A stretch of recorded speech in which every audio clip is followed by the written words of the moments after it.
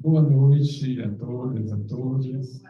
Que alegria ver assim, tantos rostos novos, né? Tanta gente nova, jovem, aqui.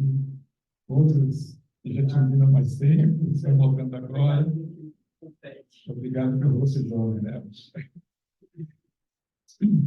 Então, eh, o comentário dessa noite, a Lô vai fazer baseado no capítulo 54 do livro Pão Nosso, ditado por Emmanuel Chico Xavier, cujo título é Razão dos Apelos.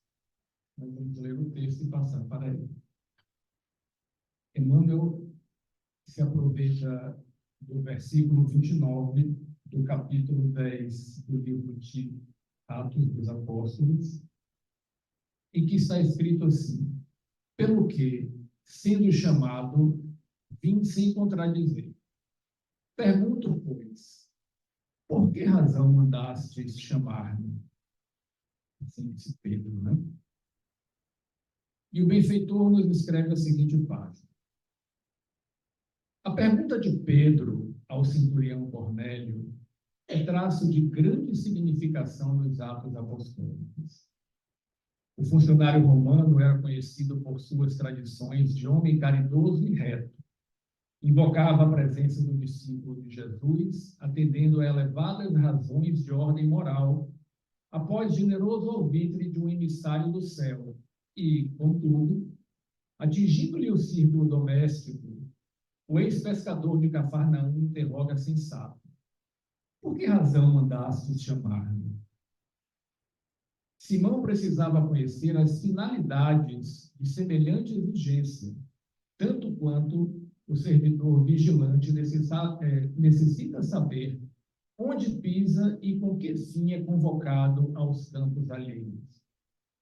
Esse quadro expressivo sugere muitas considerações aos novos aprendizes do Evangelho. Muita gente, por ouvir referências a esse ou aquele espírito elevado, costuma invocar-lhe a presença nas reuniões doutrinárias.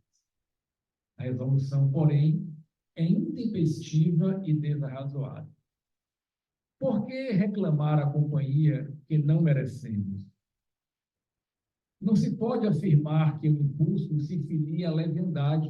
Entretanto, precisamos encarecer a importância das finalidades em jogo.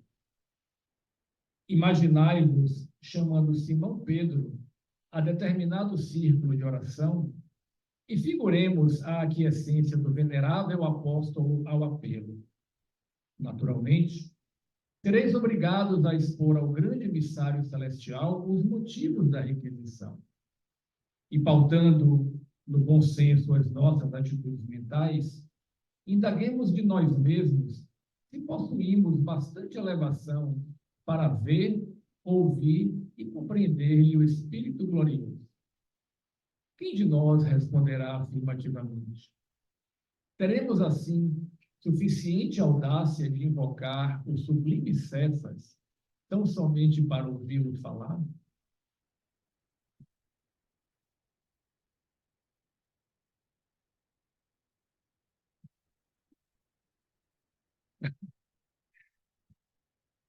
Muita paz, meus irmãos, muita alegria em nossos corações e que essa noite seja para todos nós um momento de muita alegria e que a gente consiga esquecer as coisas lá de fora e entrar no espírito, né, desse sentimento, dessa energia. E eu diria, assim, Val, que além da música, que a gente pudesse estar olhando aqueles pássaros a voar e dar comida e fazer as casinhas dos seus filhos. Mas essa mensagem, logo no início, eu disse, meu Deus do céu, por que foi cair logo esta mensagem? Porque ela, para mim, né, pareceu muito difícil de se analisar. Eu não conseguia entrar, né, na compreensão do texto. E, antes da gente realmente iniciar, eu queria só lembrar vocês que este livro Pão Nosso foi escrito em fevereiro de 1950.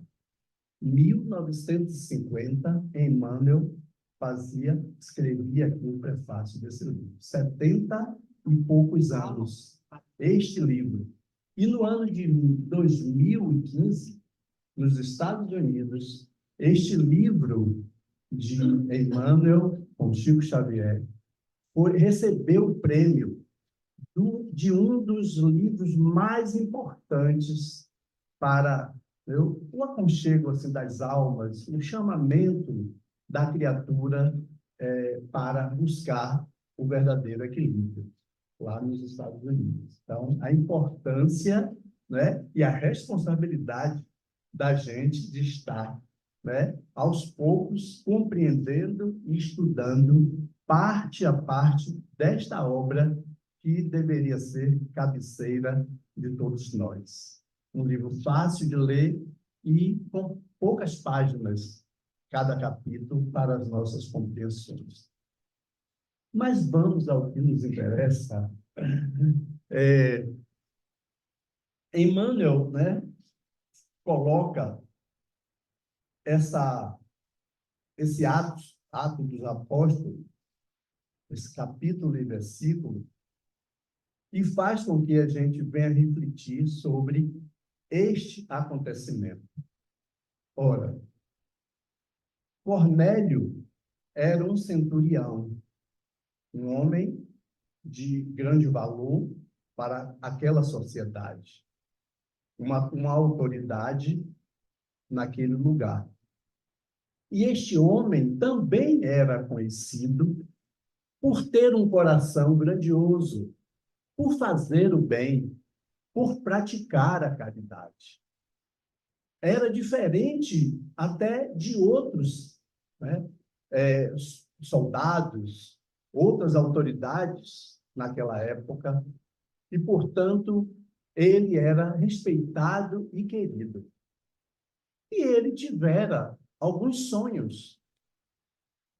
Sonhos estes que fazia com que ele tivesse que buscar alguém ligado a Cristo para lhe dar algumas orientações. Era, na sua visão espiritual, o que ele percebia. Sendo ele uma autoridade daquela região, precisava ele ir ao encontro de Simão, e este Simão teria palavras, teria algo a lhe dizer.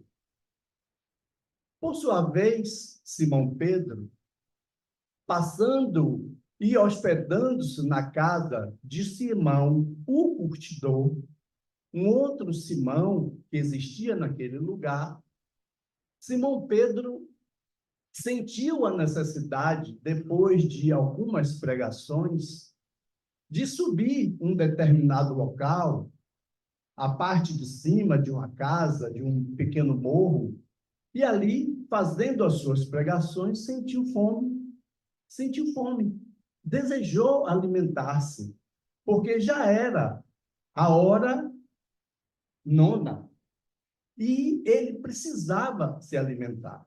E no momento em que ele sentiu fome, abriu-se um clarão, com uma visão espiritual, de uma quantidade de alimento que descia dos céus, incluindo carnes e animais, e dizia para ele: este é o alimento. E Pedro, como ele era um tanto conservador com relação à alimentação, ele disse: não como nada que seja pecaminoso. E naquele instante, ele ouviu o anjo lhe dizer: não tornes impuro aquilo que Deus abençoou. Ali, meus irmãos, naquele momento, poderia-se perceber uma lição para Pedro, para tudo aquilo que surgiria mais adiante. E exatamente depois daquela hora, da visão em que ele teve, ele desce para a casa de Simão o curtidor E ali, dois outros soldados, dois outros homens vão chegando e alguém diz: Pedro, estão aí os gentios e eles estão trazendo uma ordem ou um convite para você. Aí Pedro, né, que como as pessoas daquele lugar, daquela época, tinham um certo distanciamento, né, dos gentios, achavam ele, talvez, que os gentios fossem impuros, e, com certeza, Pedro também tinha aquele sentimento, porque era o que se vivia naquela época, apesar de todos os ensinamentos, apesar de toda aquela convivência, todos aqueles momentos que ele viveu com Jesus. Então, ele tinha essa certa distanciamento, mas aquela visão que ele teve de não tornar impuro as coisas que Deus abençoou e que Deus colocou no mundo, os gentios também faziam parte disso. Eram seres humanos, eram filhos de Deus, como todos nós somos. Então, não tem por que existir ou fazer asepsia em relação a uma outra pessoa. Um distanciamento porque o outro é estrangeiro e você é nativo. Enfim, era uma lição daquele momento. Mas o interessante entender o acontecimento aí desta mensagem é o que está no Atos dos Apóstolos, porque, em verdade, meus irmãos, era necessário que o trabalhador do bem se colocasse à disposição em todo e qualquer momento para servir. E esta era a missão de Pedro. E esta é a missão de todas as pessoas que se colocam com o desejo e com o coração voltado para a prática do bem. Não temos que diferenciar.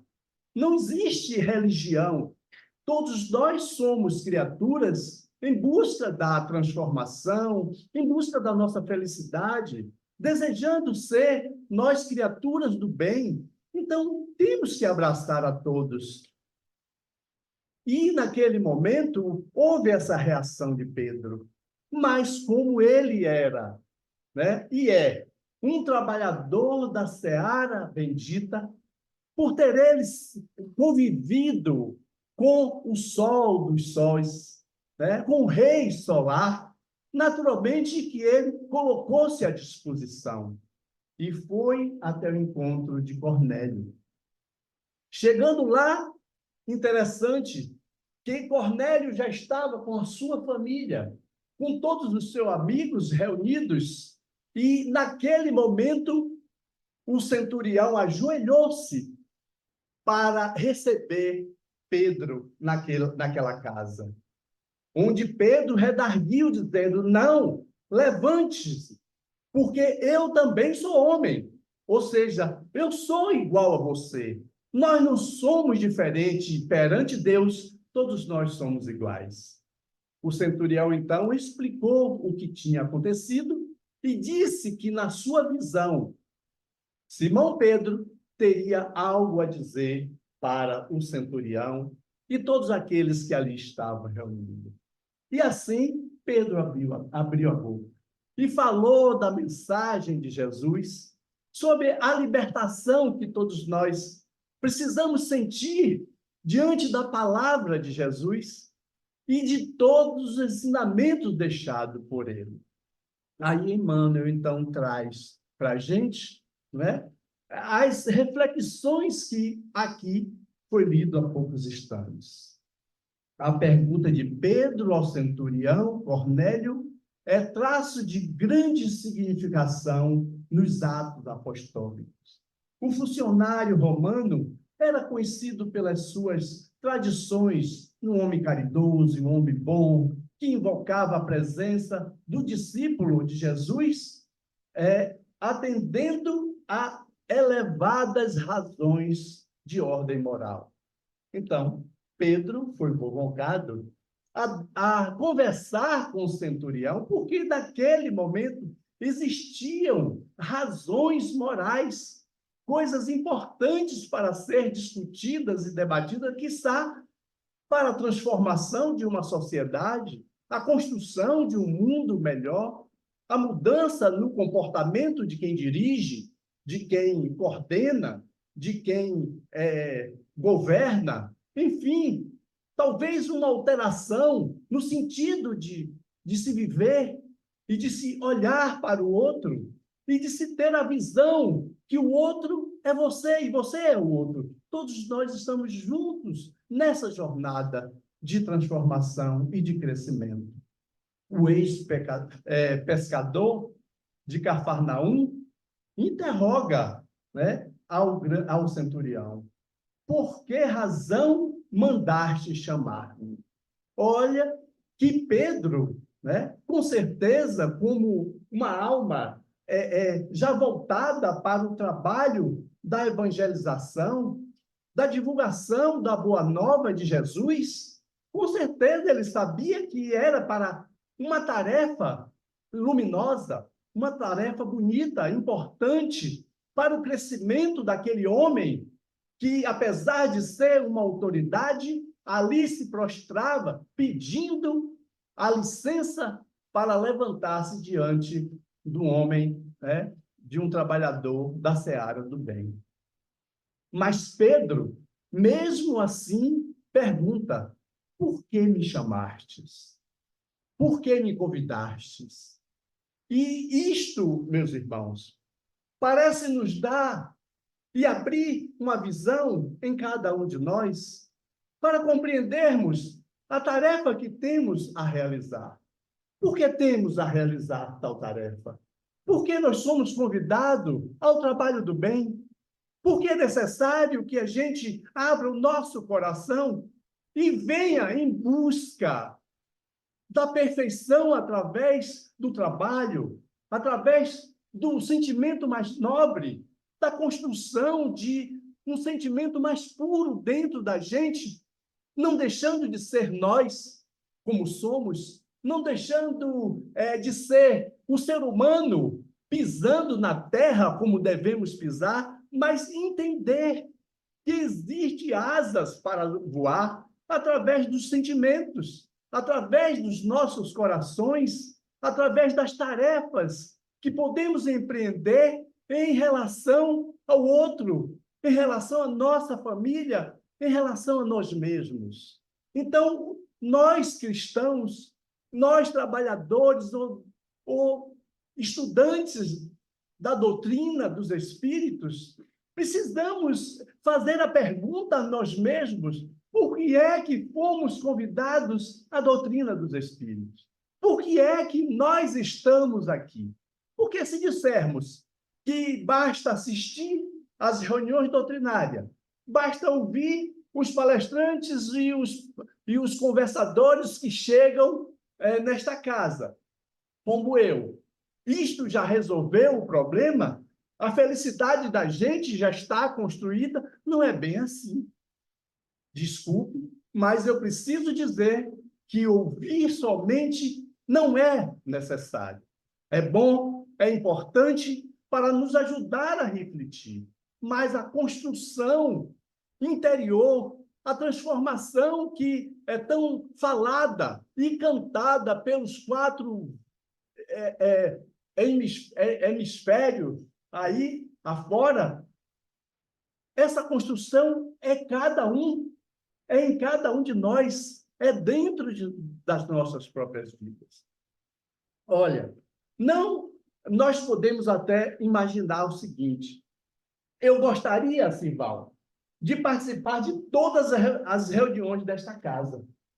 Aí, Simval, coordenando o trabalho que eu desejo participar, ele vai dizer: por que, alma, você quer participar?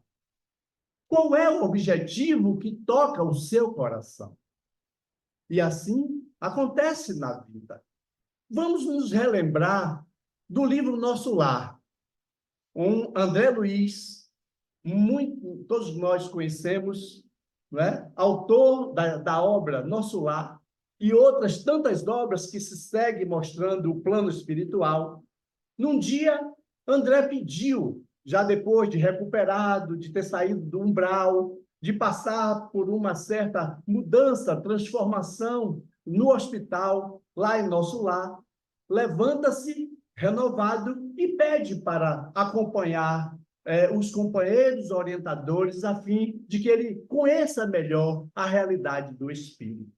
E ele vai encaminhada fora dos portões de Nosso Lar e visita diversos companheiros doentes, ajudando uma equipe socorrista, saindo, acolhendo, aplicando passe, ajudando aquelas pessoas que estavam ali. E, em determinado momento, quando André retorna para o Nosso Lar, na porta daquela grande estrutura, uma mulher brada, grita: Filho de Deus, alma boa, irmão, acolhe-me, ajuda-me, por favor. Eu sou uma mulher sofredora, já não aguento mais de tanto desprezo. Estou passando por muitas dificuldades. Aquele apelo, meus irmãos, tocou profundamente André Luiz. E ele desviou a atenção, voltou-se para a mulher e pediu ao mesmo tempo ao seu orientador, aquele que estava responsável pela caravana, para fazer aquelas visitas. E André diz: em nome de Jesus, meus irmãos, vamos acolher esta mulher sofredora. Ela não, já passa os seus momentos de dor, ela está sofrendo muito. Aí um dos irmãos, naquele momento, chama a atenção de André, dizendo: irmão André, você percebe o que está acontecendo com essa nossa irmã? André: não, eu estou apenas vendo uma mulher sofredora. Observe melhor, André. Observe nela, na direção do seu plexo solar, o que está acontecendo. E aí, os espíritos superiores, orientadores, faz com que André aguce as suas energias, penetre aquela frente, aquele momento ali, e ali, naquele instante, meus irmãos, foi visto mais de 75 imagens de criaturas sofredoras, pequeninas, ali chorando, e todas elas implantadas no peito, na região, né, torácica daquela criatura. Aí o orientador espiritual diz: André, esta nossa irmã, ela viveu toda a sua existência praticando o aborto. Tanto praticou o aborto, como também ela ajudou outras mulheres a realizar estes fatos. Portanto, está gravada nela. Ela não consegue ainda sair da situação em que ela se encontra. Portanto, meu irmão, vamos dar um tempo, porque chegará o momento, como chegou o seu André, de sair daquele local, chegará o tempo em que ela estará preparada para alçar as portas de Nosso Lar e começar a sua transformação. Isso, meus irmãos, eu me lembrei desse fato para a gente ver que é preciso perguntar o porquê se quer fazer aquela tarefa. Como é que está o seu coração em relação a este convite que foi feito? E você também deve perguntar a alguém que lhe chama: por que você deseja isto? Por que você deseja aquilo? Porque nem sempre as pessoas estão verdadeiramente preparadas para esta mudança. Então, tem que ser algo devagarinho, né? Muito gradativo. Assim são as nossas reuniões mediúnicas. Não são todas as pessoas que adentram a porta da reunião mediúnica, primeiro porque é necessário que se tenha um certo controle emocional. É importante que a pessoa se preocupe com a alimentação. É muito importante que exista o hábito não só físico do alimentar-se, mas também o mental. Como e o que você vai levar para aquela reunião? É uma reunião de vibrações, é um encontro de energia, onde você vai colaborar, você vai passar para aqueles irmãos que são trazidos, aqueles mais sofredores que necessitam da energia anímica para se soerguer, para novamente acordar da dormência, né, dos sonhos, da maldade e da injúria e até mesmo do ódio que cultivou durante tanto tempo. É preciso que você leve algo de bom para aquele irmão. Leve algo de bom também para o grupo que está reunido, porque todos vão necessitar do apoio vibratório de cada pessoa para que aquele encontro seja um encontro feliz.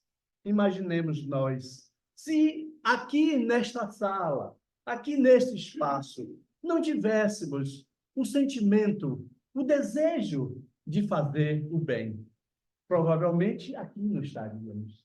Portanto, pensemos nisto, porque o trabalhador da seara do bem precisa refletir sobre o que estamos fazendo, o que precisamos fazer para a nossa mudança, para a nossa melhora. E para encerrar, Alma, eu trouxe a mensagem de Maria Dolores, que é rapidinha, bem pequenininha, Gil, e os 20 minutos já estão acabando. Cadê, meu Deus? Aqui. Oh, meu Deus, eu abri, mas aqui. A grande escola. Veja se essa mensagem pode chegar aos nossos corações. Na grande escola, por vezes, alma querida, recolhe-te ao desalento. Como quem traz fogo lento no imo do coração. Não te detenhas, no entanto, trabalha, medita e escuta. Não há vitória sem luta nas sendas da elevação. Na grande escola da vida, de quanto anoto e conheço, toda alegria tem preço, seja na terra ou no além. Ama e crê, serve e perdoa. A dor que te desafia é bênção de cada dia, degraus de ascensão ao bem. Não te lastimes, trabalha. Fita o próprio mundo em torno. O trigo morre no forno para ser pão a servir. A argila desaparece sob tensão desumana, fazendo-te porcelana, enriquecendo por vir. Assim também, tempo afora, ajuda, apoia, esclarece, acende a chama da prece e segue à frente, alma irmã. Por mais triste seja a noite, que te envolva a caminhada, nas luzes da madrugada, o dia volta amanhã. Muita paz para todos, me perdoe.